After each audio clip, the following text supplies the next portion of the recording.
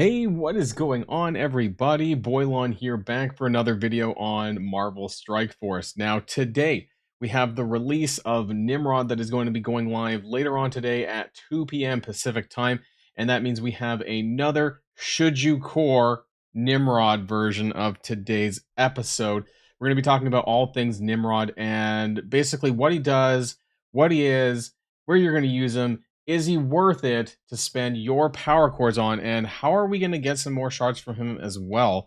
That might kind of give us an indication of, how much you need to go for. Now, if you haven't watched my other videos when it relates to power core strategies, hoarding, spending, all of that, I've had a lot of videos in the last, this past week, where I've been covering that kind of stuff. So make sure that you go check those videos out if you haven't already to get a better understanding of your power core expenditures and what your allowance may or may not be. But otherwise, let's get into Nimrod. So let's boil this down.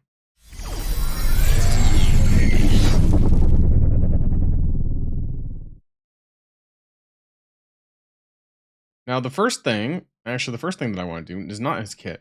I want to go over what Nimrod's stats are. So we're going to zoom in a little bit here onto the stats table on msf.gg. I do have this organized by health. The actual number, this doesn't really matter that much. I mean, I have like 7 diamonds on there's no ISO on there. I mean, we could just for shits and giggles, we could just pump it up to purple 3, just so you can see what like the max powers would be. Not that you're going to have that, but anyways, let's scroll to the top. So we have Nimrod down here at number 10 in the health category. Now, Nimrod is a very strong damage dealer type. So, most damage characters don't tend to have a ton of hit points, but we're in this new base stat era where I think, at least for the newer characters, you're going to see this more noticeably, I think, once they get to about 5-5, right? And then that's kind of from like the Annihilators onwards, is that maybe once you started getting 5-5 on some of the other characters, you're noticing a bit of an uptick on their stats. As far as damage goes, Nimrod is number 2, which is quite good. But the downside, of course, is that if you don't, this is maxed out, right? So a maxed out Lady Deathstrike, which you can have now, is going to be a lot stronger than, say, a 3-3 or a 4-4 Nimrod that you have more reasonably. And I say reasonably, it's probably still going to take a while. So do take the stats with a grain of salt when you're comparing a potentially maxed out character to someone who's kind of at the unlock level. As far as armor goes, we do have he's not even in the, there he is, number 8 in armor. Focus Nimrod. I mean, I don't know how many debuffs he has actually. Is he even, I skip him? No, he's like, is he way down here? Do I have to actually search for him? No, he's 12. Okay, I skipped over him a little bit. And then resistance, he is number 13 as well. And as far as his speed goes, I don't think he's got speed mechanics, so I don't expect him to be that. He's 73. So it doesn't really matter. He's got a speed of 120. He does have speed mechanics in his kit, which we're going to go over. Anyway, so his stats are still in the top 10 for the most part. The base stats are still quite powerful, but remember, it's very star-based, so that's going to be really important. Let's go over some of Nimrod's kits, though. So he is Villain, Global Tech Blaster, Orcus, obviously. So this is going to be the 4th member of the Orcus team. We've already talked about Sentinel, who released early last week. I did a Should You Core for him as well, in case. And I still stand by everything I said in that, though it does seem that now that we are going to be getting a Sentinel event on Monday. Now, I don't know how many shards that we're going to be getting for him. So I would hold coring for Sentinel until we know more about how many shards we're going to be getting. If it's a full 100 shards, that's great, because it's good to have Sentinel unlocked, because I think that once you have the 3-piece, it makes it so much easier to do the tech raids. And I think that honestly, you could probably do it manual with just the 3-piece. Nimrod's kind of I wouldn't say the icing on the cake, because he's still really good. I think he's going to make things simmable. Honestly, that's kind of where I think this is headed. So his basic attack, Hunter's Beam, primary and adjacent targets for 280, plus apply defense down for 2 turns. Unavoidable, that is great. There's a lot of annoying characters in the tech raids right now that have evades and things like that. North Star, a lot of the X-Men characters with Kitty Pryde, she spams that as well. This is great to have. His special is Future Blitz, also low cooldown abilities, which is great because Scientist Supreme, I believe, gives 3 on spawn in raids, so that's always going to be up. AoE, attack all enemies for 300% piercing. Piercing's always great. Flip all positive effects into negatives. That's good.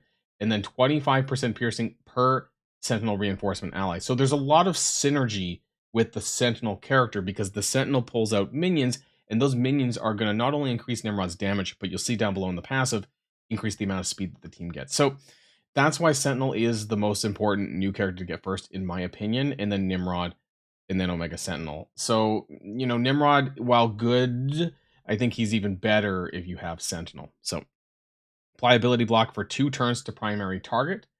Was that the one that was buffed? There was quite a bit of Orcus buffs. I just don't remember what was specific to Nimrod now. In raids, apply stun to the primary target and ability block to all mutant targets. This attack cannot be dodged. Eradicate, which is his ultimate. This is a turn 2 move. Well, actually, no. It should, in raids, it should be a turn 1 actually, but in other game modes, I guess it's not necessarily. And attack primary and adjacent targets for 400% no, not piercing, regular damage, and apply defense down for 2 turns and disrupt for 2 turns. If this has 3 or more Orcus allies, now keep in mind this does count the Sentinel minion. So Sentinel does have 1 minion on spawn, and with the other 2, that would basically be more than enough. Like you're almost always going to have this. Apply trauma for 2 turns to primary and adjacent targets. That's great. And what's great about this is it's available outside of raids. So this is pretty powerful, and it has it's guaranteed crit. It's a guaranteed crit. I think that I don't know if I'd really want to make a striker or a raider, and the reason why is because raider increases crit damage. I think that's important. Even though that this particular attack has a guaranteed crit, I still think having that increased crit damage is still pretty good too, and it's unavoidable. So that's going to be strong once he gets the star levels to use that. Now his passive Sentient Sentinel on kill gains stealth. I mean, I guess that's okay, partly because of this, right? So 30% damage and 30% crit damage. So you could argue that because of this, you don't need Raider, because not all of his skills are guaranteed crits though, because his special isn't either. So I think there's a pretty strong argument, given that there's AoE attacks and like multi-target attacks, for you to give him Raider. I still think that there is. Gain 10% speed for each summoned tech ally up to a max of 50%. Now, this is primarily for the usage of Sentinel, but there are some people who are suggesting that you can use Mysterio in replace of Sentinel to activate this. The only problem is that Mysterio does not generate more minions outside of the on-spawn mechanic without using Doc Ock, and you're probably not going to do that. And so, this is just like an on-spawn thing only when it comes to Mysterio. Otherwise, it's designed for using Sentinel. This is just kind of a workaround if you don't have Sentinel. But really, realistically, if you're deciding on who to get first, it should be Sentinel and then Nimrod. We'll get to that though. So in raids, Orcus allies gain 10%. Everyone gets 10% up to 50% if there's a whole board of Sentinel minions or some combination, right? On successful attack by this character or any Orcus ally, apply heal block to each attacked target. This is really good because there's characters like Peter B. Parker in the tech raid in Orcus, and you guys probably know that every time you hit him, he heals, and it heals a lot because he's got a ton of hit points. So this is going to really, really make it a lot easier to sim the Orcus tech section. If this character has 4 or more Orcus allies, lower the dodge chance of all enemies by 100%. That is big too, because that basically means, I think, that evade does nothing, because evade is like a guaranteed dodge. And so I think this will basically eliminate that ability to dodge. I'm pretty sure evade is just like plus 100% dodge chance. Essentially, that's what it is. So they won't be able to do that. Like, evade is meaningless. And the more Orcus characters that you start stacking, the more that their buffs are meaningless, because Sentinel also gets rid of Death Proof and Deflect now after the buff. So that part is pretty interesting. Now, I want to talk about the Nimrod event that's going to be going live later on today. Now, I am recording this a little bit early, I guess, because this is the one time where I guess he's getting like a mini event, I suppose. So not Nimrod's calculation. There's going to be another event, which is supposed to start today as well, which is essentially replacing the Save the World spend campaign energy, except for they're changing this to campaign energy and battling in raids. And that's going to be the Nimrod Phase 1 drip of the character. I don't know what it's going to look like. If it's absolute insanity, maybe I will do a separate video on top of that. I'm expecting they're going to reward you with those Nimrod orbs, like the Sentinel orbs, where you get like one character. I'm assuming it's 1 character shard per orb. I assume they're just duplicating that same Sentinel orb for Nimrod. But, you're going to get daily progress by, doing the streak milestone, which is a 24-hour milestone. So my expectation, honestly, is that you're going to get like 2, maybe 2 shards a day. Is that generous? Is that too generous? I don't know. Maybe 1? I hope it's 2. I hope it's at least 2, right? Like 2 daily. Okay, sure. That's like 14 shards a week. That's pretty on par with what we've been getting with Sentinel here on phase 1 right now. So that's kind of what I expect there. And then of course that is going to go into Nimrod's calculation, which is, the event for opening these Sentinel Transcendence orbs, which is the one that you're going to be getting in the milestone as well, or in the new save, the energy streak milestone, right? And so this is identical to the Sentinel one. You're just going to get slow drips of Nimrod shards, right? Two, Cipher, two, so on and so forth, right? So how much you're actually going to be able to rely on, and there's the Nimrod orb in there. And I guess the good thing about these kind of things is that it guarantees that the orbs are actually going to be in the store for a longer period of time. The only one that is currently out of the orb as of recording this video was Gladiator, right? They brought back Gore. They have Thanos in here, just down here somewhere. So the God Butcher orb, the Thanos orb, the Sentinel orb, because those milestones all reward an orb in there and they can't take it away. Otherwise, if people were to buy these orbs in the web store, there would be problems and you'd have to like file support tickets and blah, blah, blah, blah, blah. So Gladiator is the only one that they flat out removed, which is kind of unfortunate, even though he had an event, because I think Gladiator is one of the better characters to get more shards for. But the fact that they have all, they're going to need a separate section for all these orbs. It's going to start stacking up. We're going to have the Nimrod one down here and all these other, because everyone has their own orb. Sentinel Factory orb, and then you got the Annihilator orbs, and it's god awful, right? Like they're everywhere. We honestly need a separate tab for character orbs. It's going to start flooding out because these milestones last for like 60 days. Honestly, that part of it's pure insanity. So they need to get a grip on what the hell they're doing with the user interface, because it's so long, right? Like to get to what I actually need to open these days, just a giant mass. But anyways, like I said, these are going to be available for a long time, the core orbs. And so that's good for, understanding what characters that you want to spend your power cores on, which is what we're going to get to here in a minute. I am, however, going to do a very quick nod to Nimrod's equipment, which I realized that I did not get to, so I'm sliding this one in here. So he is a 3-piece Tech G19. All of them are 3 pieces now, which is good. It's fine, I guess. And what piece that they're actually using is also interesting. He does use the Resist G19 piece. It's very rare, and I think Sentinel also uses the Resist and the Armor piece. It's quite rare to find characters that use those pieces because normally it's the Focus, Damage, and the Health piece that's overly abundantly used. And his unique, of course, is going to be Crimson Infinite Energy. This is currently the same as Scientist Supreme.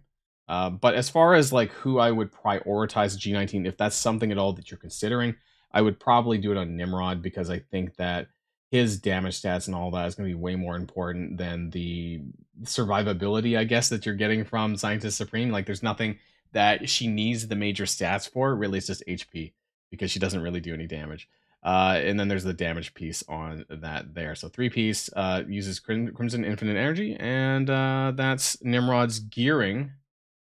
And I guess I want to kind of conclude here with the video talking about the main question of the video, which is, should you core for Nimrod based on everything that you've seen so far, the gearing, the skills, what I think about the character and his overall usage. And I do think that he's going to be a solid damage character. However, I do believe that for the majority of players, you're going to want to have Sentinel first. So will I core for him? I do want to sim my Orcus raids, because I'm already having to do manual on Mystic. And I'll admit, I'm a little bit lazy. Every single day, I'm now doing manual on Tech and Mystic, which is taking a fair bit of time out of my day. Now, yes, the game is meant to be played and all that, but I think that Nimrod is going to help you be able to sim the Tech section if you have these 3 other characters. But like I said in the video, I do believe that Sentinel is the most important first, and then Nimrod, and then Omega Sentinel. So I think I just have to wait and see how many shards that we're going to be getting per day in the slow drip of phase 1. I think at a bare minimum, though, I will be investing about 50 shards worth of cores into Nimrod. Whether or not I go the full way or not, I think is going to depend on what it looks like in terms of weekly shards for Nimrod. If it's something like 14 a week, I might core a little bit more. I don't have a ton of cores. Maybe I'll get lucky, right? I mean, that's always a thing too. But I think the Sentinel is the most important, and you can do the Tech section. I mean, yeah, people are doing the Tech section with Pegasus. Still they're doing whatever. But for most players, like new and mid game players who don't have Pegasus built up like that, who can't really do that, honestly, you could do it with a 3-piece here with Sentinel just fine, especially on lower difficulties of Orcus Raid as well. Nimrod is just going to be, you know, that extra bit of help. He's going to make it a lot easier, and he's going to probably make it simmable at that point as well.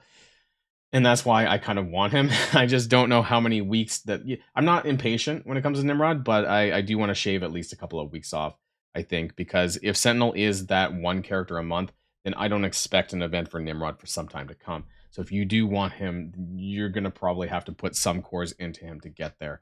So that's just my thoughts on that. And I do want to end with this with what I've kind of said in other videos, but getting Nimrod, you might have seen that I have a Nimrod Diamond. And that's also another reason why I believe that Sentinel is more important than any of the other Orcus characters, because it's related to the showcase that is for Sentinel. Now, I've mentioned this before in prior videos, but if you do get a 5 yellow star Sentinel, then you can actually farm silver diamond credits using your ciphers. Now, this will give you a chance of getting up to 3 diamonds in Nimrod, which, you know, is not going to be, you know, unless you're a big spender, you're not going to get to 7 yellow anytime soon. However, once you get the 3 yellow diamond from having a 5-star Sentinel, this allows you to essentially dupe your diamonds, dupe your Nimrods, and then you get silver diamond credits as a result of that, which is a lot. Like, I've talked to people who have used like 10 ciphers and have got like 600 silver diamond credits once they started duping this level. And yes, I know what you're saying, and I said this before in previous videos that, you know, 5 yellow star Sentinel, it's not, you know, it's going to take a little bit of time. But keep in mind that as of recording, there's like 53 days left in this showcase, and it also the ciphers cap up to 30, so it's not a huge rush. Also, given the fact that he has an event next week, means that we are going to be getting some more shards towards that. You could always start farming the 4-star level or the 3-star level if you want. You're just going to get a lot more value if you wait to you know, to get your whatever your maximum shard is going to be for Sentinel by the before this goes away, and I guess before your ciphers start capping at 30 as well. And I do want to say that the Nimrod showcase rewards the exact same thing. So there is no real benefit to getting Nimrod at 5 yellow other than for using Nimrod. But as far as farming this stuff in the showcase, the Nimrod version's actually worse. This is a guaranteed 2-2 of G19 minis for tech. And the Nimrod showcase on the 5 yellow Nimrod level has a chance for 4 G19 mini pieces, and it's the same Nimrod Diamond. So honestly, I think the Sentinel version is actually the best. He's the character that's going to unlock, you know, the Orcus team for you to be able to start actually clearing your raids easier. And Nimrod kind of needs him anyways in order to function. So unfortunately, I guess my kind of end story here is that Sentinel's a better character to unlock first. However, he is getting an event, so you probably or may not maybe need to core for Sentinel anymore. So TLDR is I still would core for Nimrod. It depends on if you have Sentinel or not. If you have Sentinel or not, and you want to go for Nimrod, I think Omega Sentinel, when we get to that one, she's going to be skippable, honestly, or at least, you know, you don't need to core for him. I'm not going to core for her, and I will put some cores towards Nimrod. Let me know what your thoughts are in the comments down below. What you're going to do with Nimrod. Are you going to do the half unlock? Are you going to go for the full unlock? Are you going to do nothing and wait maybe like 6 weeks for him to unlock? I don't want to wait that long. So I think that he is going to be important. He's going to help me sim the raid so I can, you know, get some daily time back on my game as well. So I can do some other things like making more videos for you guys. And that's going to be the end of this video in Should You Core Nimrod this time around. And until next time, everybody stay safe and healthy. And I'll see y'all later. Boilon signing out.